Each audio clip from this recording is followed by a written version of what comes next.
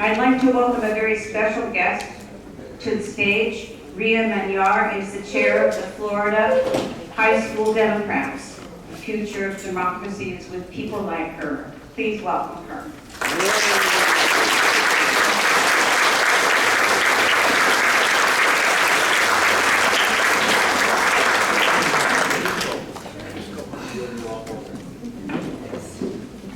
Hi everyone. My name is Rhea. I am 17 years old. I'm a senior at Trinity Prep in Winter Park in the Orlando area. And I'm the chair of the Florida High School Democrats, which is one of the Florida Democratic Party's 14 statewide caucuses. We're the youngest caucus. We're made only for kids aged 14 to 18. And we basically look over all of the Democrat clubs in high schools. Apart from that, I am also the vice chair of Nikki Freed's brand new youth council for the party, which is a brand new initiative started by her after she got elected to kind of bring youth organizations around Florida into the same room to talk to each other and figure out what we're going to do in 2024. So today I'm going to be giving you guys a little bit of updates about what Florida is going to look like in 2024 in regards to the youth vote, which we all know is going to be very, very important to ensure Joe Biden and Democrats' successes up and down the ballot.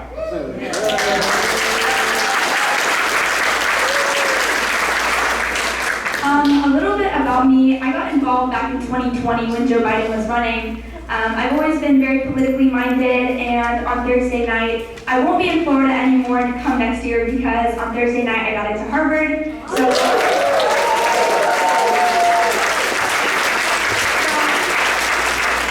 I'm really excited to continue my work outside of Florida, but come next year there'll be a different chair who will hopefully come back to come and speak. So we're going to go over kind of the purpose of youth involvement in Florida, why we need it so bad, the accomplishments that we've already seen across the state, and the new initiatives that are happening, like every day. Before we go into it, I know that it's really confusing between the youth vote and young people, like what exactly is the age range, so I want to make sure those definitions are clear before I continue. So there are 3 youth caucuses, actually, within the Florida Democratic Party. I'm not 18 yet, but I can still vote in the internal elections to manage the budget and confirm the chair, stuff like that, which is awesome, and not a lot of states have that. So there's the Florida Young Democrats, which is ages 14 to 40, which is a really, really big age range. That's crazy. That's a high school freshman, someone who just came out to middle school, all the way up to almost my mom. So that's really, that's crazy. So we kind of broke it down a little bit. We created the Florida College Democrats, which is aged 18 to 22. Those are only college students. It's like you have college Democrats, and there are a bunch of college chapters. And then there's the high school Democrats, which is my organization. Schools typically have there's environmental clubs that are technically Democrat clubs. There are GSAs, gay straight alliances, that we take into Florida High School Democrats. So we kind of just focus on the high schoolers because we know that Florida Young Democrats is just way too broad in an age range for there to be actual change. And then there's the Youth Council where the statewide young leaders, we all meet up once a month and we talk about how we can plug in to what the party is doing, how we can help, and how we can make sure that youth are continually brought into the conversation every single day. And then the DEC Youth Student Councils are one of the initiatives of the Youth Council to bring that model to the county level, to a local level. There's one in Orange County, there's one in Alachua County, and there's one in Flagler County, and we're looking to expand. Jefferson County also just started. And they're for local students aged 14 to 22 to get involved, because right now, more than ever, we're seeing an attack on high schools. We've had multiple high schoolers come to us and be like, I want to start a high school dance club, but my school won't allow it. So, and we also know that for our homeschool students, this is an issue too. So this is an opportunity for kids who aren't able to start a club at their high school, aren't able to start a club at their private college, or are homeschooled to get involved, even if they don't typically go to a school that has a Democrat club. These are all the organizations that are represented on the Youth Council. They're not all inherently political. We have PRISM, which is Youth LGBTQIA+ organization, Voters of Tomorrow, which is a nonpartisan voter registration organization, Team Enough, which fights up against gun violence, the NAACP, the Sunrise Movement, Local Progress, Dream Defenders, and Stand for Freedom, which is like an educational organization. So obviously the 2022 midterms was really, really bad for the youth vote in Florida. Everyone else seemed to be going up. A lot of states were breaking records, and we actually declined in how many kids went out and voted. When I'm talking about youth voters, I'm talking about ages 18 to 27. That's what we call like a youth voter. They're more likely to vote Democrat by a lot, but for some reason they're not coming out and they're not actually voting. So we asked the question, why? Why is it that we hold such a massive voter registration margin for youth voters against the GOP? We're winning there, but for some reason they're not actually coming out to vote. Or if they are, they're voting for independent candidates. And we said two things. Number one, we all know that the party was in pretty dismal shape in terms of statewide organization at least 2 years ago.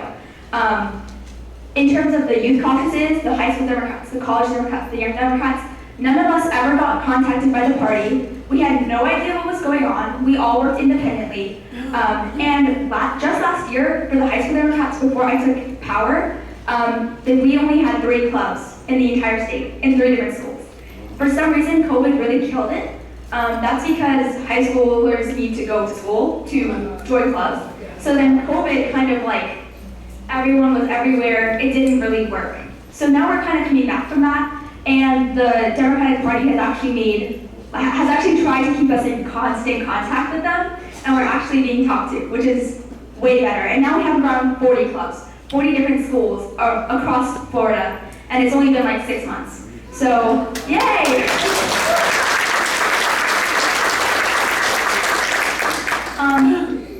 We know that youth involvement is weakest in the Panhandle. This makes sense, rural voters. The GOP currently has a near 35% youth voter registration advantage in the Panhandle, and we don't really contact the Panhandle, especially in terms of youth vote. We barely contact the Panhandle at all, unfortunately. This is also changing. We, as Florida High School Democrats, have made increased efforts to do rural outreach, and so has the college Democrats and the young Democrats, so this is changing.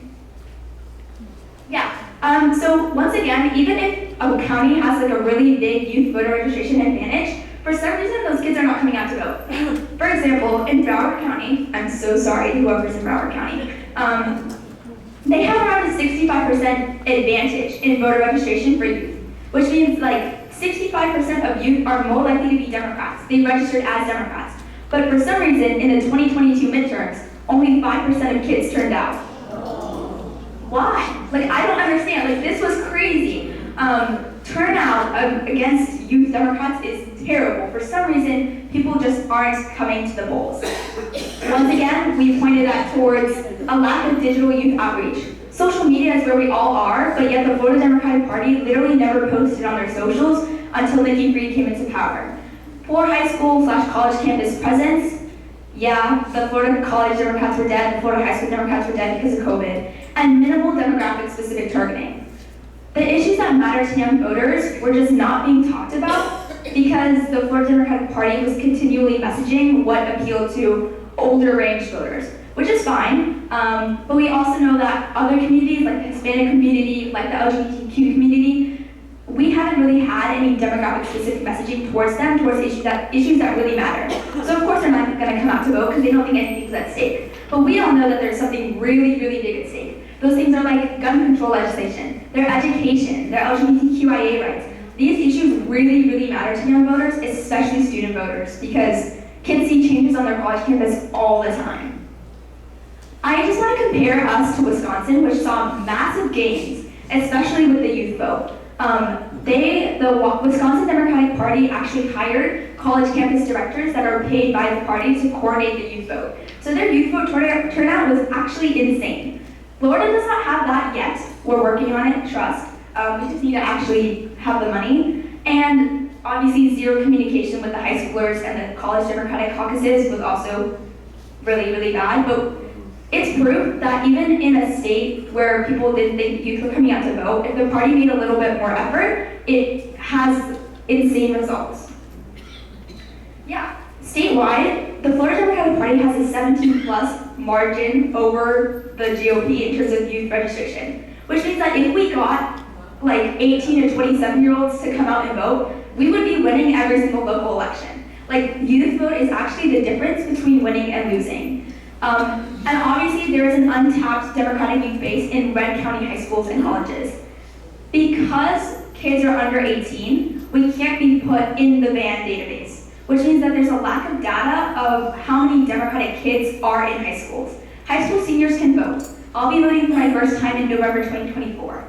But because, like, in a really red county, since we just see the data, which only comes from older voters, we don't even know there's Democrats in high schools, but there are so many Democrats in even Red County high schools, we're just not reaching out to them. But that's what Florida High School Democrats does, because we're high schoolers and we can go into a high school and say, hey, do you want to start a Democrat club? If a 50-year-old walked into a high school and said, hey, I want to start a political club, the school administrators are going to be like, no, that's weird. But if a student at that high school went and said, I want to start a Democratic club, they're more likely to say yes, because clubs have to be student-run and they have to be student-initiated. There are untapped blue, like, massive blue, like, holes in red counties, and they all revolve around high schools and they all revolve around colleges. Engaging youth across the state, and not necessarily partisan stuff, but just like nonpartisan things like voter registration, like civic engagement.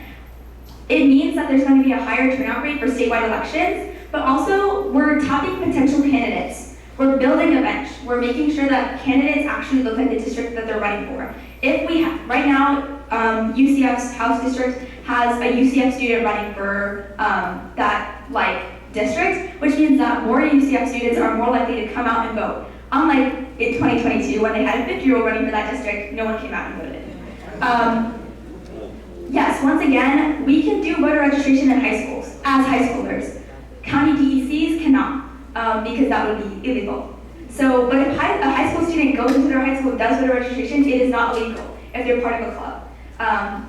Because people are always, like, adults are always like, oh, I want to start a high school Democrat club in my high school. I'm like, you can't do that, because the other version of adults who try and come and mess with things in high school, their name is Mom for Liberty. So that's why it's so vital that we have peer-to-peer contact and peer-to-peer voter registration. Not only is it more effective, but it's more like, yeah, it's just more effective. Oh no, I turned it off.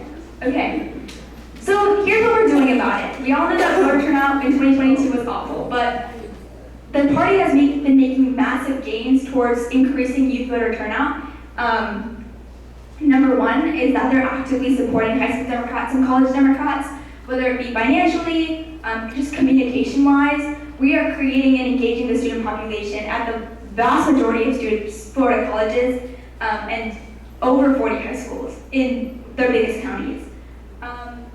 And we're also reaching youth voters digitally in ways that I've never done before. So we talk to the Florida Democratic Party communications. We say, hey, this is what you should include in your weekly messaging plan. And we also created the Florida Democratic Party Ambassador Program, which is basically for progressive influencers in Florida who have like thousands and thousands and thousands of followers. They plug into our program and they basically amplify FDP communications to their audience of all teenagers. It's been really effective. We are trying to have every single elected official, Democratic elected official in Florida, run an internship program. I got started through an internship with Representative Ana Escamani. Most of my peers also did internships. But the problem is that internship programs for elected officials are very, very hard to come by. But with the culture around college admissions, especially for high schoolers, everyone is looking for one. There is no shortage of kids who want to do an internship, but there is a shortage of elected officials who are willing to put in the time and effort to run an internship program. And it's not even that, they don't even have to be paid. Like, I wasn't paid, it's not even a paid position, but we have a lack of elected officials that are willing to run one. So we encourage DECs to host a day where you just call up every single elected official and you I think you should have an internship program. I think you should contact high schoolers and see if anyone wants to come. I worked for Representative Escamani. It completely changed my life for a whole summer. I was contacting constituents. I learned how to plan and organize rallies because it's the same month that the Roe v. Wade decision got overturned. learn so much. And if only more internship programs were readily available to high schoolers, we would see so many new leaders being developed. Right now, I can tell you that half of Orange County's Democrat base and leaders are basically being run by alums of Representative Escamani's internship program. Encourage elected officials to create a youth advisory board. This is something that's happening on the federal level, and we want to bring it to Florida as well. Each congressional member in the House of Representatives has a youth advisory board. Representative Ross is starting one soon. It is basically it's not even to pass legislation, it's to encourage high schoolers to become more civically engaged. The congressman will meet with them once a month. It's a group of 10 to 20 high schoolers from their district and be like, what would you like to see? If the government could do anything for you, what would you like to see? It makes them feel like they're being heard even though they can't vote. And obviously student-led voter registration drives. We're putting a lot of effort and money towards this, and it's really, really working, especially with peer-to-peer voter registration. We recently held a drive in Orange County Public Schools. We had 10 schools participate, and we collected over 600 new voter registrations, which is awesome. And we know that number could be so much bigger when high schoolers as our classmates, we know that relational organizing is the #1 way to go with Florida high schoolers, and they're so much more likely to come up to a table if they see their classmate there, rather than an adult or a stranger that they don't know. The supervisor of elections is supposed to come to public schools every year and do voter registration, but when they do it, they just kind of table out in the middle of nowhere and no one goes towards them because it's a bunch of scary adults that you have no idea who they are. It's also worth noting that the supervisor of elections only comes to public schools. They don't come to private schools and they don't come to charter schools. But we have multiple high school Democrat clubs in private schools and in charter schools that they cover the voter registration there. But that's a luxury that very few counties can afford. So that's primarily what we've been doing. This is my contact information below. If you need to contact me for any reason, or you have a high schooler who needs a granddaughter, I have information here for Florida High School Democrats if they want to get plugged in. I also have pamphlets for Florida High School Democrats if you want to bring them. If you see a young person that might be interested, you can give it to them. This is Jada D'Onofrio, who's the chair of the Youth Council. This is also his information. These are a couple photos. This photo is actually a picture of the DEC Youth Student Council of Alachua County. Some of them are from UF, some of them are from local high schoolers, and it's really a program so that they can feel like they're being heard without relying on the school administration to tell them whether they can have a high school Democratic club. This is us when they be freed. This is me and my friends when we went to speak at a school board meeting. This is us at Leadership Blue, and this is us when we met Kamala Harris. So yeah, tons of exciting youth opportunities are coming to the party. We're super excited. We know that the Biden campaign is also recognizing this. Students for Biden is going to be in Florida really, really soon, and that's really exciting, and it's also kind of a secret, so that doesn't leave this room.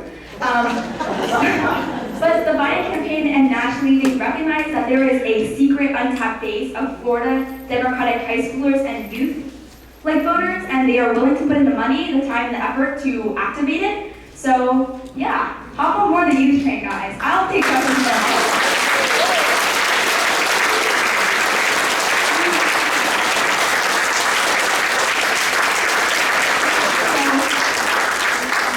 I am more than happy to take questions. I know that was a lot. So, if you have a question, you can go over there. Yeah, so if everybody would just come to one side or the other for questions. And while I'm here, I'll start off. I just want to talk to your mother. You must be so proud. Your daughter is so impressive.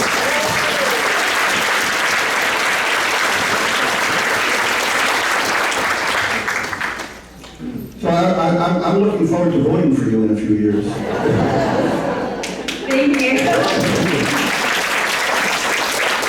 Actually, I do have a question, and maybe there is no answer, but so this is a room full of scary old people. Is there anything we can do to help with what you're doing? I'm so glad you asked, because there's actually a lot. We try to have our high school Dems Club call their elected officials in their district and say, do you have an internship program? I really think you should have an internship program, but sometimes those calls go ignored. If you want to host a day where you call every elected official in your district and you're like, I'm a constituent and I feel like you should have more youth involved in your district, please start an internship program. It doesn't have to be paid. Obviously, there's power in numbers. If you want to encourage youth involvement in your district, that's the #1 way to do it. And all it does is require a phone call.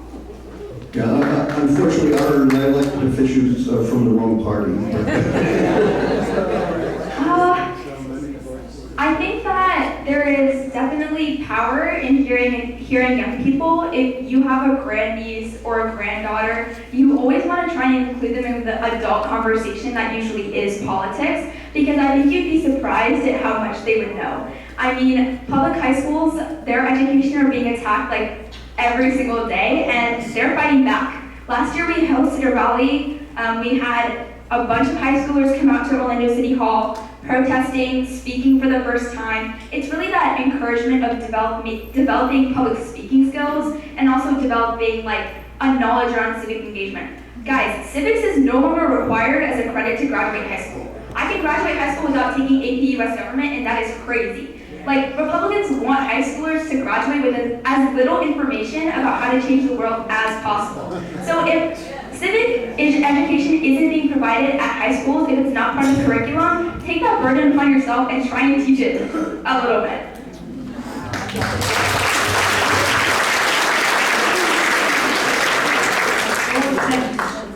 I want to second that you're very impressive. Thank you.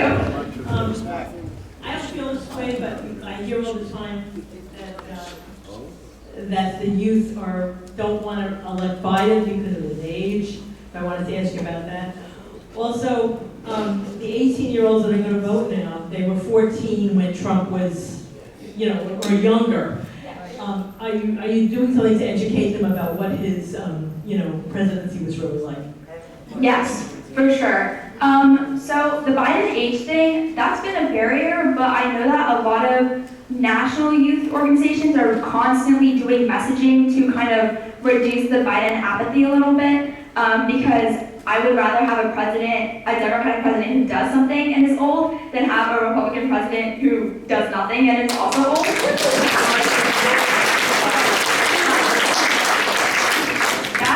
That's being worked on. It's a difficult barrier to break through, because we know that a lot of voters are now registering as NPAs. But I also want to say that there's a large NPA youth voter population in Florida, but half of that is because kids will register as NPAs when they pre-register at 15 years old when they get their permit to drive in front of their parents. And then they forget to change their registration when they actually get older or they move out for college. So that's also something. The NPA population is truly, it leans left. And then for the Trump, I was 14 when Trump got elected. It was a sad day. Or when Biden ran. I guess it's not even about who was doing the policies, it's really about Ron DeSantis, especially at the Florida level, because we know that the Moms for Liberty craziness is actually insane, and we've seen the impacts on that daily. Orange County Public Schools couldn't offer AP Psychology this year because they got told by the Board of Education that they couldn't, but then Florida High School Democrats released a tweet and it went viral, and then they said that we could, but at that point it was already too late. So high schoolers see the direct impact of Ron DeSantis' educational agenda, and I think that's something that really, really resonates with them beyond even Trump's foreign aid and foreign experience. I'll take another question. Yeah. Hi, I'm wondering if you have connections with Leaders We Deserve. Yes, I met David Hogg. I met him 2 weeks ago. I have connections with Leaders We Deserve. They're a wonderful organization that will also be in Florida, especially in HD 35 for the special election in January. Yeah. Do you find that youth tend to be a little more progressive in their thinking, at least the ones that get involved with your Democratic organization? Yes. Just statistically, youth are more likely to identify as really progressive Democrats. The Sunrise Movement, Gen Z for Change, all of these are very, very progressive organizations. And we are also working on turning out even progressive voters for what we consider to be non-progressive candidates like Joe Biden.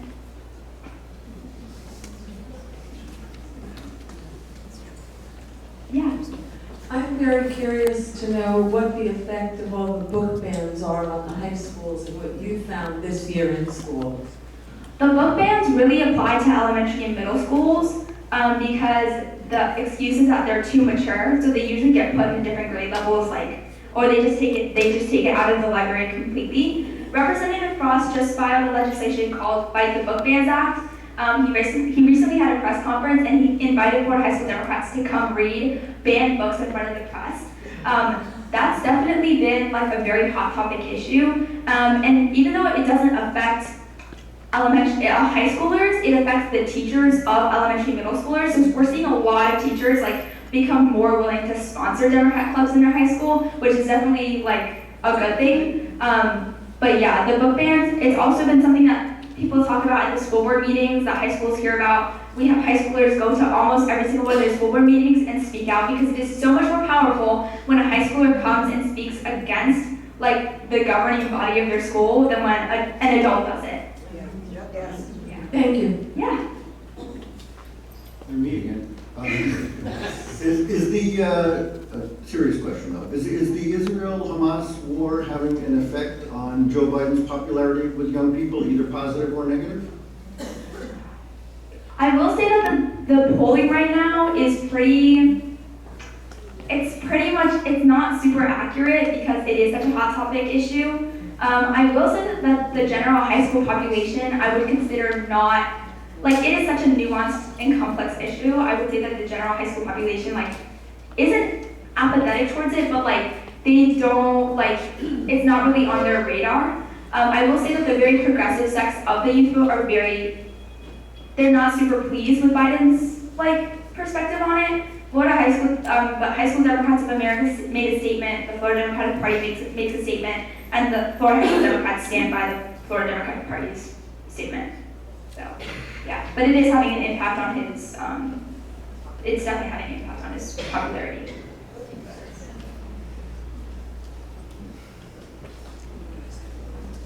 Anybody else? I'm just curious, what do you plan on majoring in at Harvard? I am a government and Spanish major. I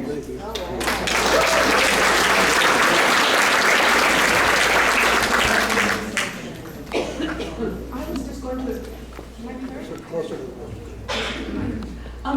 respond to somebody who said that we don't have the right representative to call about youth internships. Well, how about calling the wannabes? If they can have interns, we might finally get a Democrat representing this area. Yeah. And the internships can exist at every single level of the government, from a congressional representative all the way down to a county commissioner. I guarantee if they actually started it, publicized it on their website, they would get applications. I've all of a sudden forgotten the word for it, but on the high schoolers that get put down, for, whatever clothes they're wearing or whatever, what you're asking of the students that in this predominant Republican area in the high schools, it's really hard for the younger people to stand up for, and I'm sure that they probably get put down or cornered for their individualism.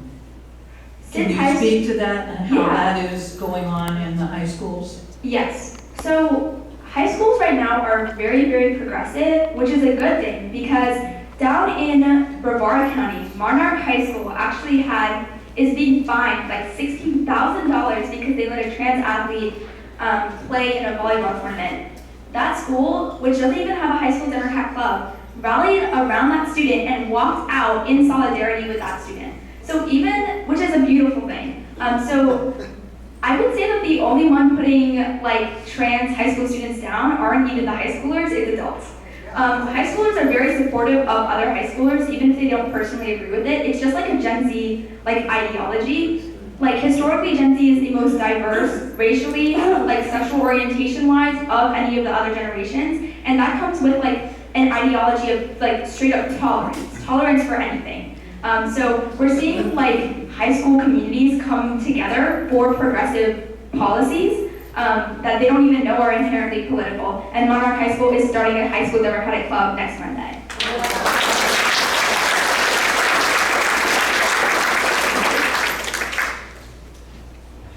I'm back.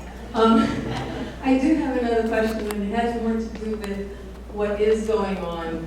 And when you see the students, unless you show them the urgency, because right now you can talk about all these things, the LGBTQ, you can talk about what's going on, but you're talking about women's rights and you're talking about democracy. And if we don't show the youth that democracy is at stake and they won't have the country that their parents had and they need to get out and vote, it can't change. Exactly, and they are already seeing the effects of this at the high school level. Like, if you wanted to go by a specific preferred name, even if it was a nickname, your parents and you had to sign like a permission slip. They're seeing the effects of like threats to democracy, and I think that obviously there's a bigger picture thing on a national level about women's rights and like democracy as a whole, but they already know what's going on because their teachers can't say stuff in class.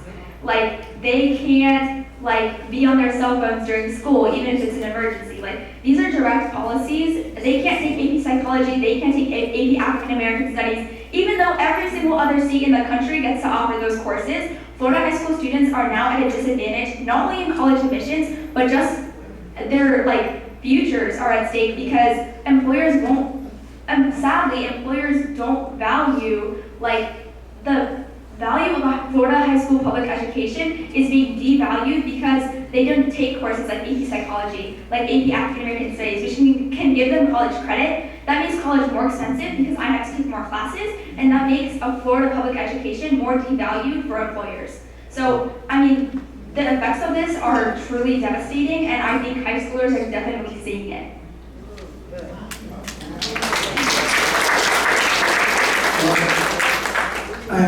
We know that if Joe Biden runs, we need to support him. But there is a possibility he may not run for a number of different reasons.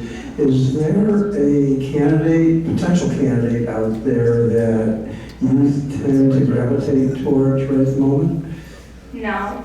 I mean, I look at the presidential landscape, it's like Marianne Williamson and Dean Phillips and Joe Biden. Dean Phillips just like dug himself his own grave with like his recent statements against Kamala Harris and like a bunch of other things. He's not like a super progressive candidate either. Marianne Williamson is just like, she's just in another world. Like, I don't even like you don't know her. I think Joe Biden definitely has the best chance.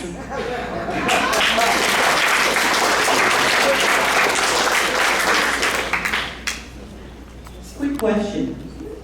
Who wants to be a teacher in Florida? That's another thing. We're seeing decreased rates of education majors in Florida, besides the fact that some majors are close to not even being offered, like gender and sexuality studies, like ethnicity, race, and migration studies. This is part of the reason why I chose to go out of state for college, because I know that my majors and what I'm interested in, those classes may potentially not be offered for me to take in college. So that's definitely going to affect our teacher population. Florida also already has a massive teacher shortage. The vice chair of Florida High School Democrats goes to be in high school in Orlando. Her AP statistics teacher quit after 2 weeks, and they were sitting in class, in an AP class where they had to take an AP exam for college credit at the end of May, where they had to like know and be on curriculum. They sat in a classroom without a teacher for 5 weeks alone before they could find a replacement. There's a massive teacher shortage, and it's going to affect everyone because those kids are now a month behind everyone else, and come May, they're going to be learning materials they should have been learning in March, and they have to take the exam, and they're going to have like a whole chapter missing from their studying. Yeah.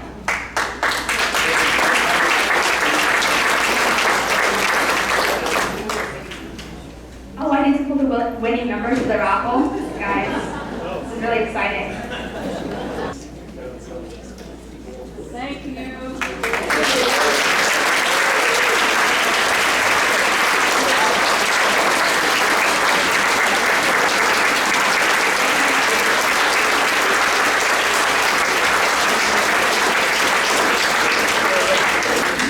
Rhea's gotta go to bed now. Thank you so much for coming. We loved your presentation. Luann. Luann from Lake County has some announcements. Thank you very much. I want to say, first of all, Lake County has 3 internships that will be for the DEC. So people will be working for the DEC. We have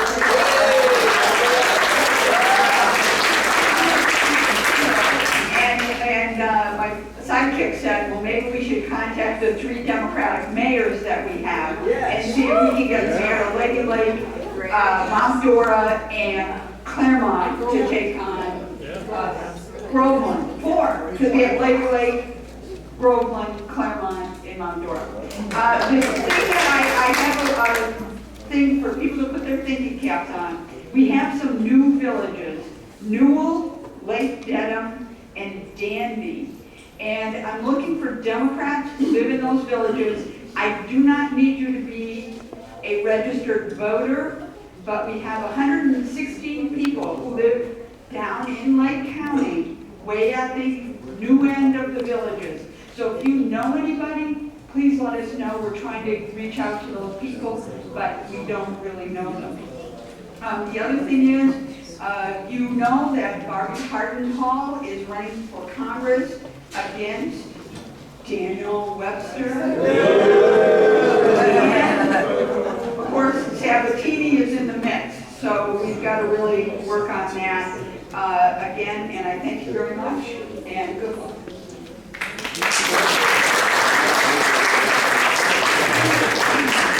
We have appointed a nominating committee for the upcoming elections. And Ash, are you here? Hi, Ash. Ash is actually, we're voting on Ash today. And the nominating committee is headed by Mike Paul. Is he here? And I'm going to ask Mike to come up and say a few words.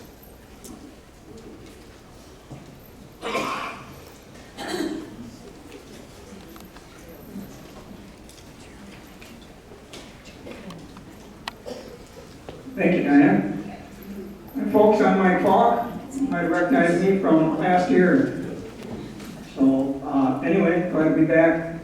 The 2024 board elections are coming up, and there is kind of a timeline on it because these have to be, the nominations have to be recommended by, I believe, Dennis, can you help me on that?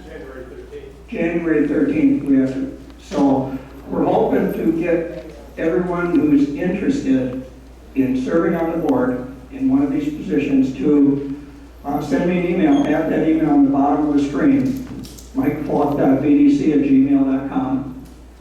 But also, if any of you are interested in serving, but you might not think that you know anything about hospitality or membership and programming, please send me an email, because we're looking for diversified talent. If you want to serve as an officer, then give us a shot, and we'll give you a shot too, because it's we're an inclusive club. We know that you've got diverse skills, and we'd love to have you. As far as vice president, that's a single position. It's any of these positions. There's like the vice president at-large position, but it's there's kind of a lot of other duties as assigned to that. Programming director, that's this right here, working with putting this program together, getting speakers. Hospitality director, the coffee in the other room, stuff like our weekly breakfast meetings, all that. Like could be at any of the Christmas parties or spring parties, stuff like that. That would be the hospitality. And then membership director is recruiting new members.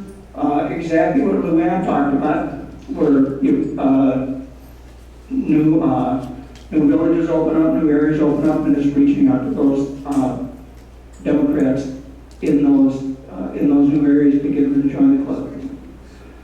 So please if you're interested, send me an email. And I know there's a little bit of a time constraint on it, but I'll do my best to get you all talked to. And it might be, I should say that there's a team that works with me. Diane will have to announce who those are. But I'll be working with those folks to get the right fit for the club. Thanks a million.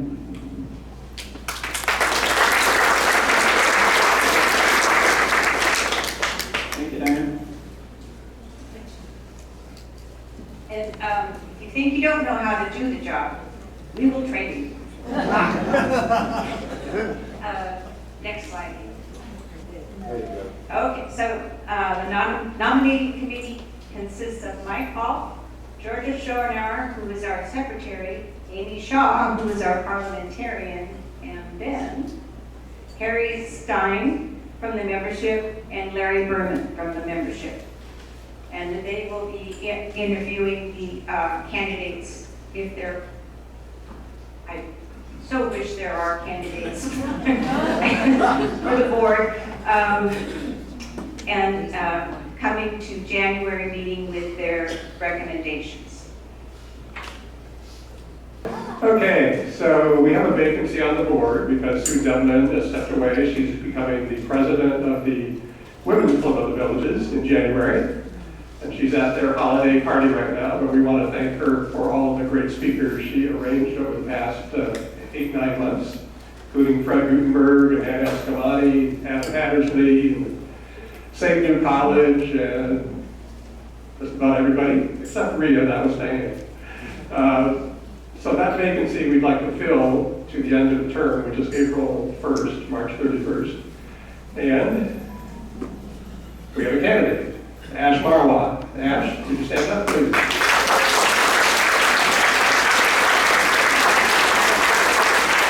I think you all know Ash from his run for Daniel Webster's seat a couple years ago.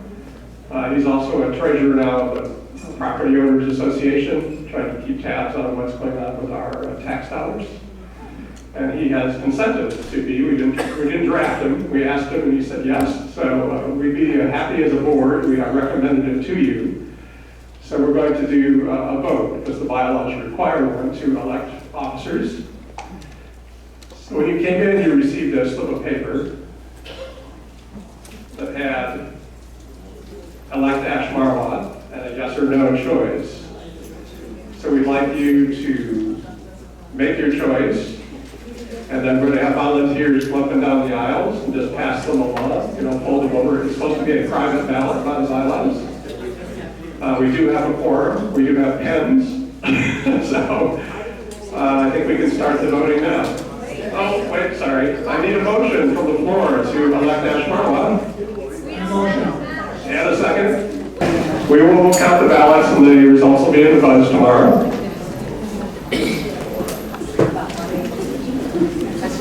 Okay. Also, we want to remind you that the Martin Luther King Scholarship bucket is up here, and we're happy to support that scholarship. Next slide. Thank you for joining us today.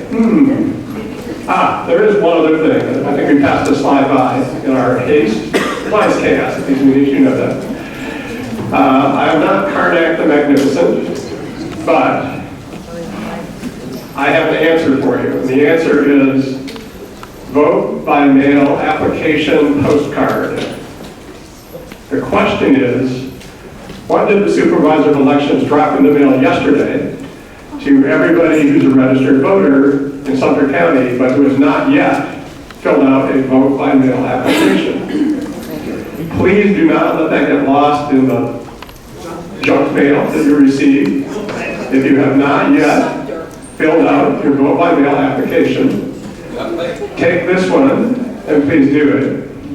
Because, and this is why we push so hard as a club for doing this, and as a DDC, and as a Florida Democratic Party, statistics after elections show that more than 80% of people who get a vote by mail application actually vote. And the turnout for people who choose to say, well, I'm going to go to the polls is much, much lower.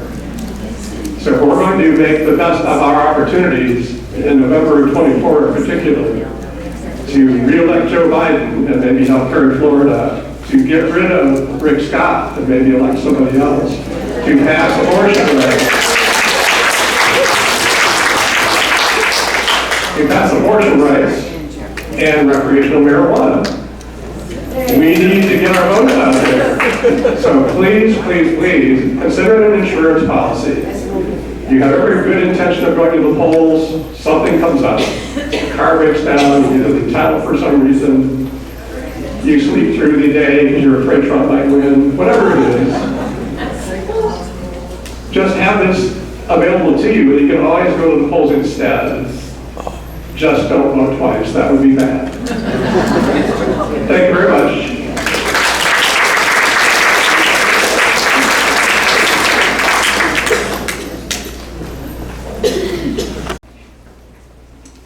Thank you, everybody, for coming. Thank you for all that you give. And have a happy holiday.